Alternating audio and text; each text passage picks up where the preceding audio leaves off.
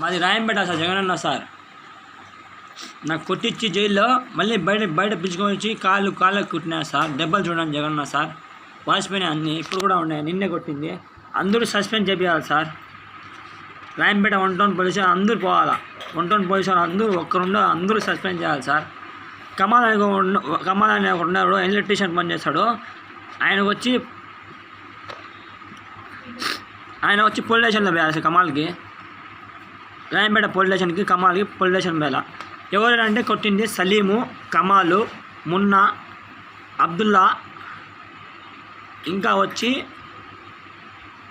Farooq, ఈడిపాలెం Farooq, coma, 5 మంది 6 మంది కొట్టినారు సార్. నాకు కొట్టినారు కూడా.